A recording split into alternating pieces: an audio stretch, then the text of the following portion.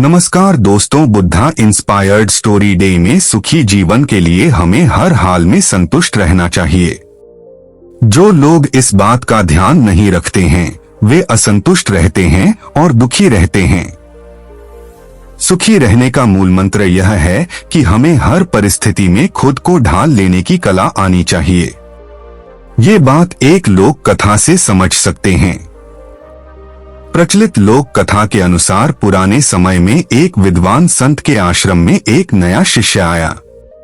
वह अपने जीवन में बहुत दुखी था। इस वजह से उसने संन्यास धारण करने का निश्चय किया। संत ने उसकी बात समझी और कहा कि तुम अब यहीं रहो और आश्रम में गाय की देखभाल करो, सुबह शाम दूध का सेवन करो, गायत्री मंत्र का जाप करो। संत की बात सुनकर नया शिष्य खुश हो गया क्योंकि उसे सुबह शाम ताजा दूध मिलेगा। व्यक्ति ने गाय की देखभाल शुरू कर दी। कुछ ही दिनों में वह तंदुरुस्त हो गया। उसने संत से कहा कि गुरुदेव, अब बहुत आनंद है। मैं गाय की देखभाल करता हूँ, दूध का सेवन करता हूँ, अब मैं खुश हूँ। गुरु ने कहा कि अच्छी बात है। कुछ दिन ऐसा ही चलता रहा। इसके बाद एक दिन गाय आश्रम से कहीं चली गई। बहुत खोजने के बाद भी शिष्य को गाय नहीं मिली। गाय न मिलने की वजह से वह शिष्य बहुत दुखी था। उसने अपने गुरु को इस बात की जानकारी दी।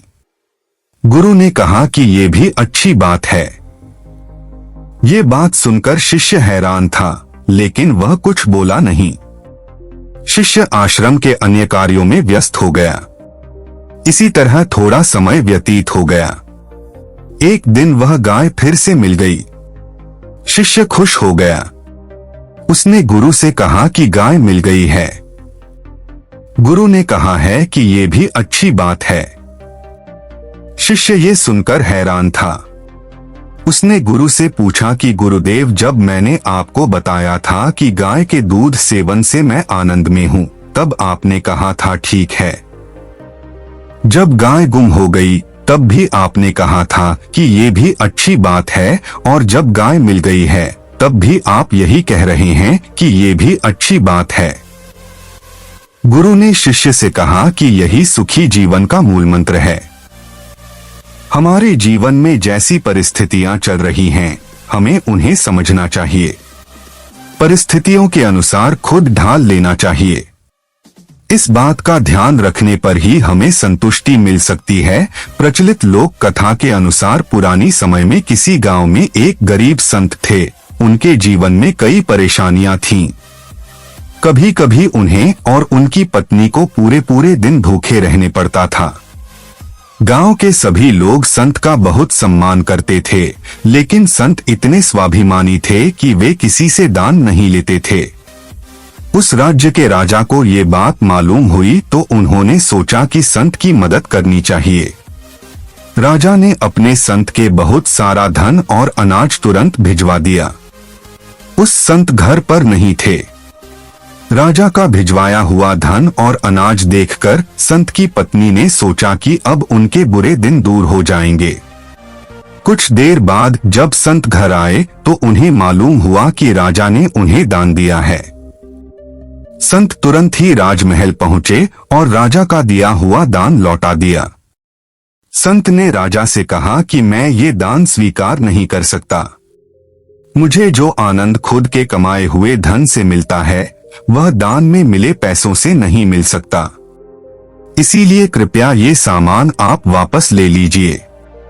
राजा संत के स्वाभिमान से बहुत प्रसन्न हुए और उन्हें अपने राज दरबार की सेवा में नियुक्त कर दिया।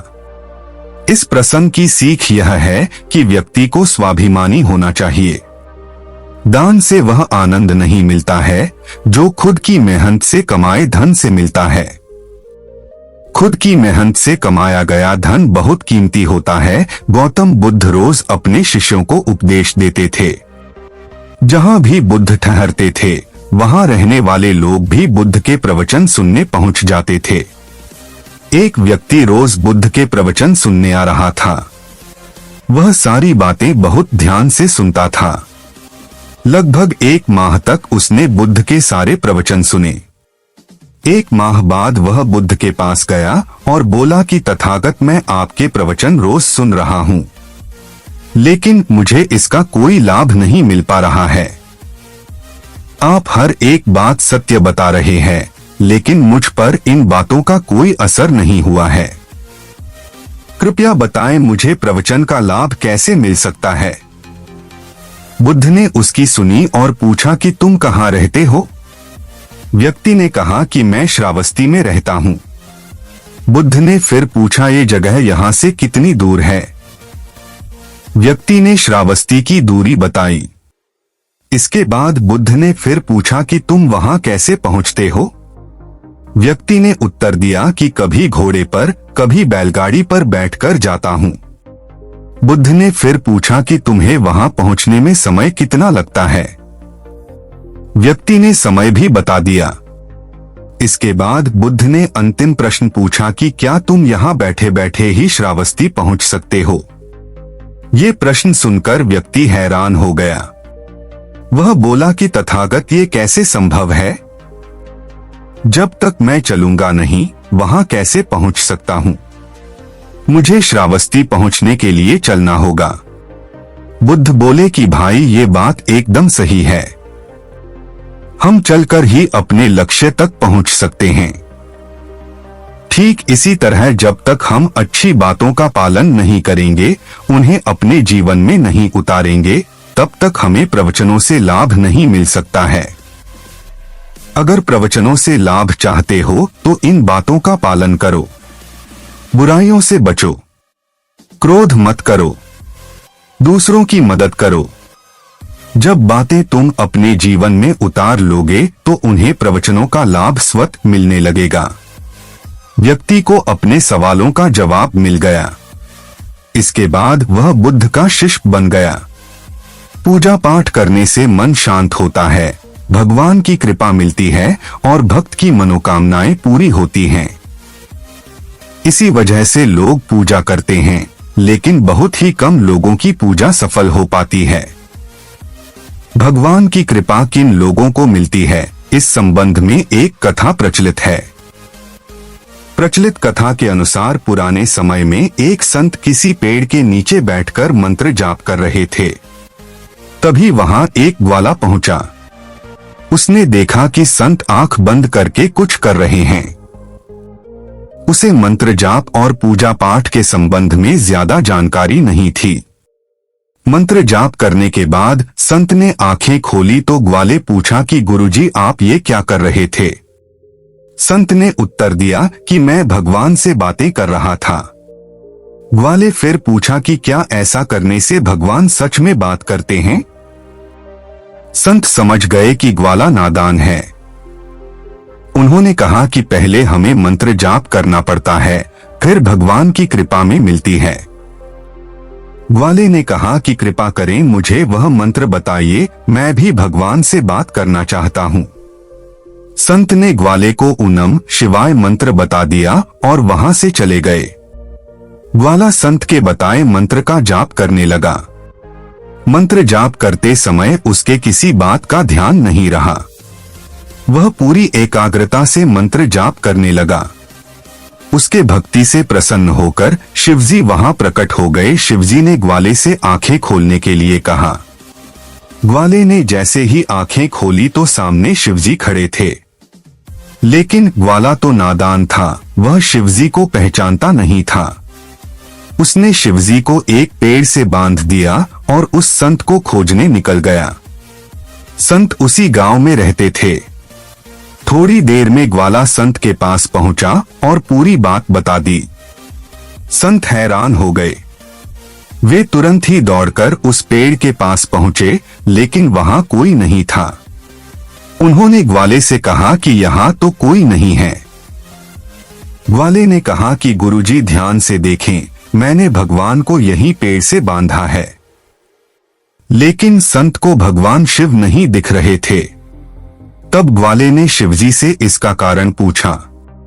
भोलेनाथ ने कहा कि मेरे दर्शन सिर्फ उन्हीं को हो सकते हैं जिनकी भक्ति सच्ची है। भोलेनाथ ने कहा कि मेरे दर्शन सिर्फ उन्हीं को हो सकते हैं जिनकी भक्ति सच्ची है, जो निस्वार्थ भाव से भक्ति करता। संत को भगवान नहीं दिख रहे थे, लेकिन ये बात सुनाई दी। उसे अपनी गलती का एहसास हो गया और उसने भगवान से क्षमा याचना की। ग्वाले ने भगवान से संत को क्षमा करने की बात कही। भगवान शिव ने भी प्रिय भक्त की बात मान ली और संत को भी दर्शन दे दिए। लगातार कड़ी मेहनत करने वाले लोग और आगे बढ़ते रहने वाले लोगों को ही मिलती सफलता। अधिकतर लोग लगातार असफलता मिलने से हताश हो जाते हैं, जबकि कुछ लोग निराश नहीं होते, आगे बढ़ते रहते हैं और अंत में उन्हें सफलता मिल जाती है। इस संबंध में एक लोक कथा प्रचलित है। कथा के अनुसार पुराने समय में एक गरीब व्यक्ति बहुत परेशान रहता था। वह लगातार कोशिश कर रहा था, लेकिन उसे सफलता नहीं मिल पा रही थी। असफलता की वजह से वह एक दिन हिम्मत हार गया। उन दिनों व्यक्ति के गांव में एक संत आए हुए थे। वह संत से मिलने पहुंचा और उन्हें अपनी सारी परेशानियां बताई। संत बहुत विद्वान थे। उन्होंने दुखी व्यक्ति की सारी बातें सुनी। संत ने कहा कि इस तरह निराश नहीं होना चाहिए, प्रयास बंद मत करो।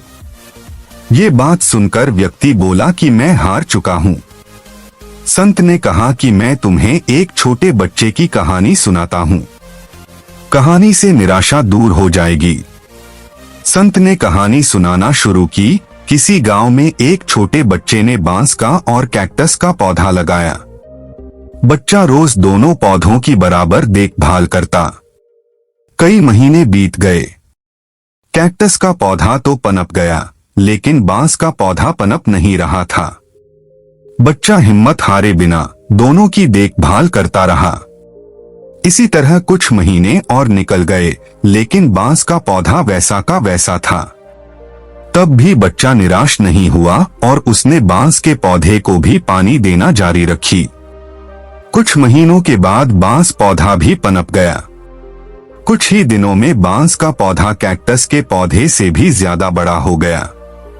संत ने उस व्यक्ति से कहा कि बांस का पौधा पहले अपनी जड़ें मजबूत कर रहा था, इसीलिए उसे पनपने में थोड़ा समय लगा। हमारे जीवन में जब भी संघर्ष आए तो हमें हमारी जड़ें मजबूत करनी चाहिए, निराश नहीं होना चाहिए।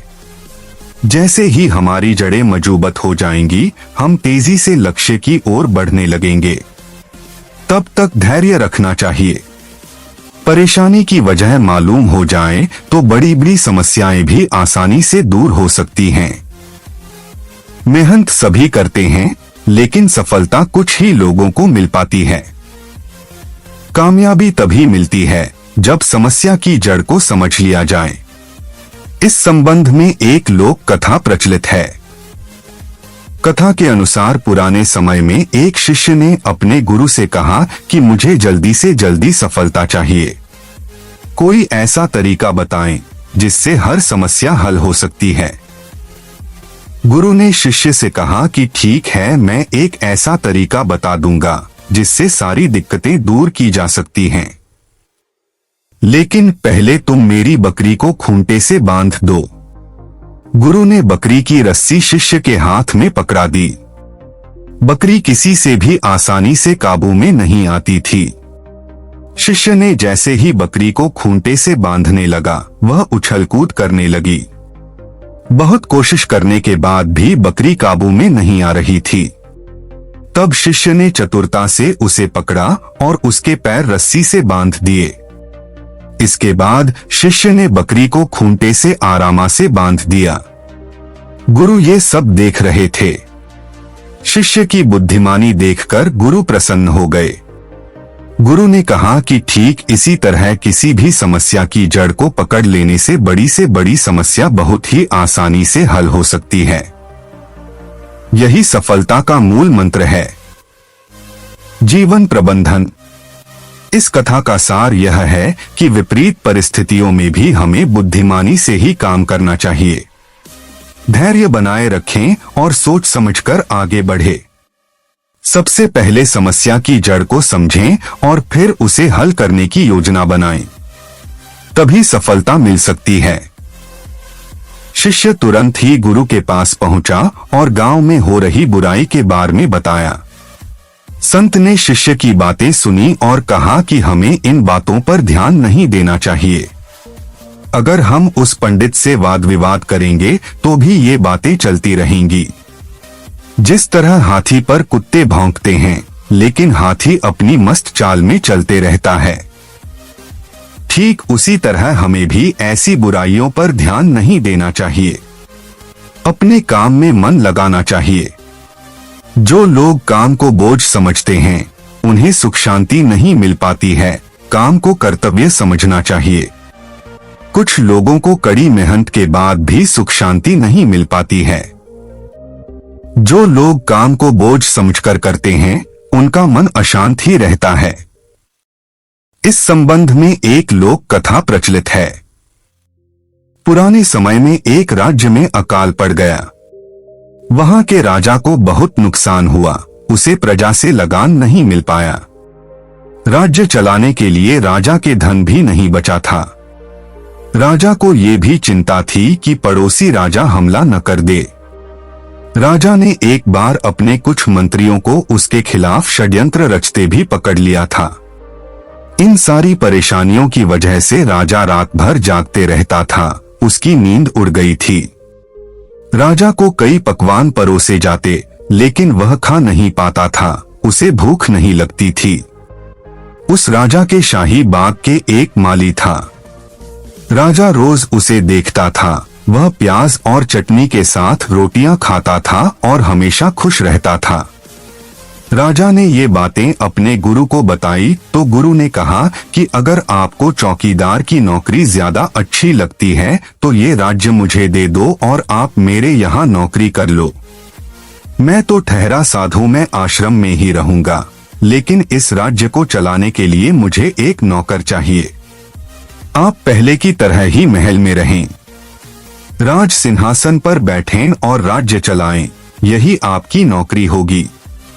राजा ये बातें सुनकर खुश हुआ और उसने गुरु की बात मान ली। अब वह अपने काम को नौकरी की तरह करने लगा।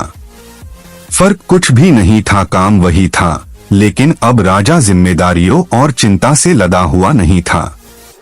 कुछ महीनों बाद उसके गुरु आए।